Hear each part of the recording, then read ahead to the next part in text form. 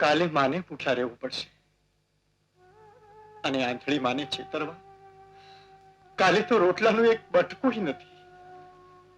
વીણા, મને એમ થાય છે કે કાલને માટે ના નાથ. વીણા, કહેવાય છે કે દાણે દાણા માથે ખાનારનું નામ લખાયેલું હોય છે. તો આ દુનિયા માથેના આટલા દાણામાં એકેય માથે તારું નામ લખાયેલું નહીં હોય? એકેય માથે મારું નામ લખાયેલું નહીં હોય? આમ હિંમત હારી જશો તો જીવતર હારી જશો નાથ. નિરાશ ન થાઓ. સાચી મહેનતનું ફળ તો ઉપરવાળાએ દેવું જ પડે છે. ને દેશે, જરૂર દેશે. ક્યારે દેશે?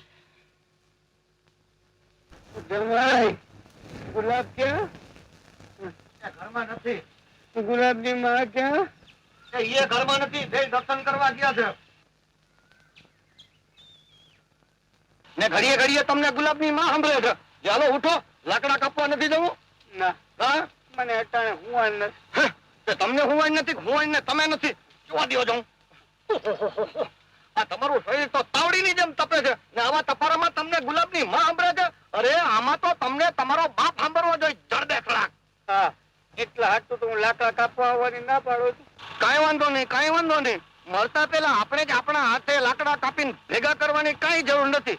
પણ કેતા હો તો વૈદને બોલાય હું. આ તાવ તો મારો જીવ લે છે. જીવ લે એમ લાગતો હોય તો પછી 4 ડાઘુને હોત બોલાય હું. ઓ ભગવાન, આ અક્કલ વગરનો જમાઈ મને જીવતો ચિતા પર ચડાવી દે છે. ઓ જમાઈ, મારે ડાકુની કે વૈદ્યની જરૂર નથી. તમે લાકડા ભેગા થાવ. લાકડા ભેગા તમે થાવ કે હું થાવ એમાં ફરક તો મારી હાઉ ને તમારી દીકરીને પડે છે. આપણને શું છે? ક્યાં છે કુવાળો? કુવાળા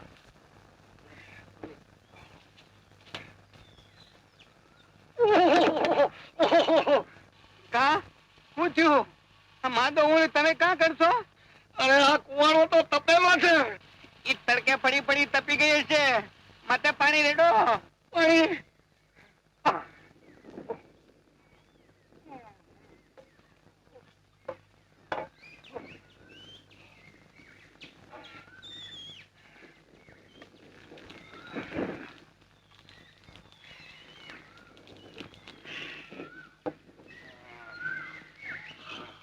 ઠરી ગયો.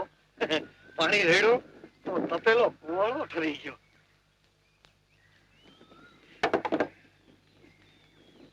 આખું શરીર તપી ગયું છે રે. હા બાપરે. હા હા હા.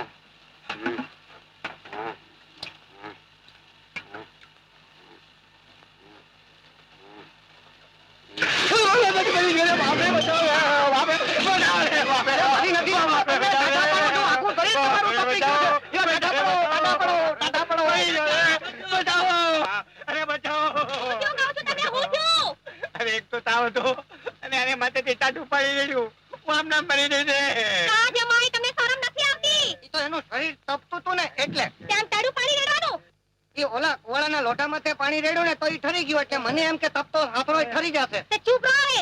તમારા સારા માણસ છે કે લોડું? ઈ માણસ નથી, લોઢું નથી, પાણો છે પાણો. ચૂપ રહો ને. એમને કઈ થઈ જાય તો દુનિયાનો કયો ખૂણો ખરી જાય. કહું છું તમે હમણાં બહાર નીકળી જાઓ. લાગે છે તમે તપી ગયા છો. તમે તપી ગયા છો. ટાટા પડો.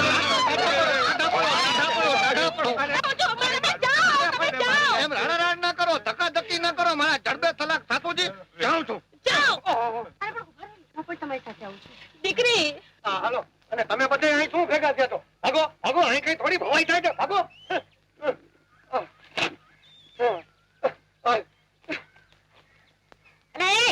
તમારામાં તો અક્કલ નો છાંટો નથી. સાવાના વરાયા તમે કેમ ભળે રાખો છો? મને લાગે છે કે તુંય તપી ગઈ છો અને તારી ઉપર તો આખી નાંદ ભરીને પાણી રેડવું પડશે.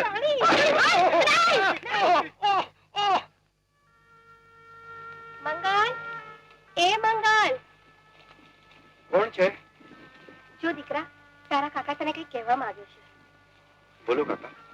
જો મંગલ, ગુલાબને સાંગો ઘર છોડીને ચાલ્યા ગયા છે. હવે આ ઘરડા ઘડપણે મારામાં લાકડા કાપવાની તાકાત નથી. તું લાકડા કાપી કાપીને મને દેતો જા ને ઈ હું મારા ઘરાકામાં દઈ દઈશ. કાકા, કહેવાય છે ને કે પારકી આશ સદા નિરાશ. આમને આમ ક્યાં સુધી ચાલશે? જો દીકરા, અમારે ને તારી વચ્ચે કોઈ દી પારકા જેવું રાખ્યું નથી. આજ અમારે તારી ઓથની જરૂર છે. હા, અને તારે સંજોગવશાત અમારી. આપણે એકબીજાને જો ઓથ આપશું તો બે ટંકનો રોટલો જરૂર મળી રહેશે.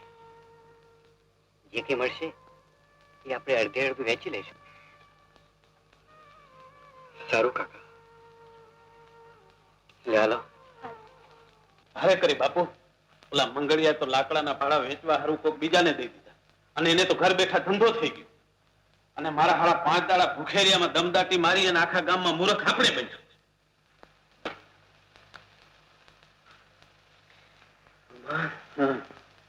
આપણા હાથ હેઠા પડ્યા કે જુદો મારા કાઢવો પડશે. કાઢવો પડે? અરે વિચારીને જ બેઠો છું. આ ગમાનહી જ્યાં સુધી તમારા ભેગો છે ત્યાં સુધી તમારા ભેજાની તંદુરસ્તીને જરાય ભય નથી.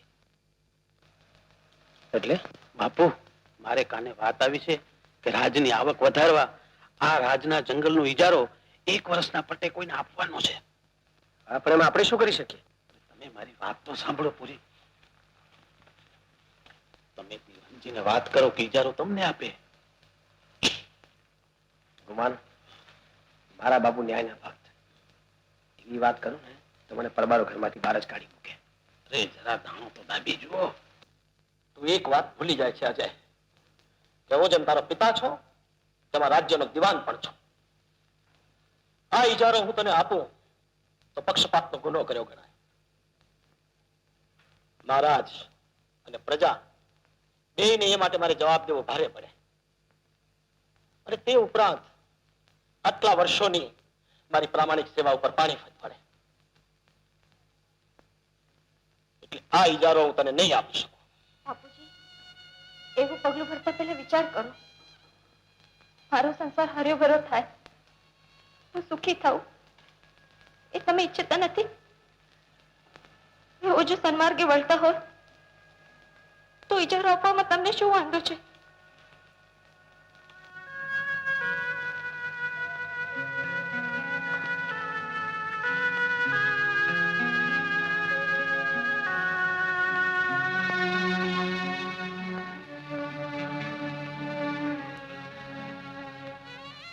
બેટા, તમારી અરજ માન્ય રાખીને 1 વર્ષને પટે આ જંગલનો ઇજારો હું અજયને લખી આપીશ. અજય, આ ઇજારા માટે નાણાં તો ક્યાંથી લાવ્યો છે તે હું જાણું છું. બહુને એ નાણાં પાછા આપી દેજો.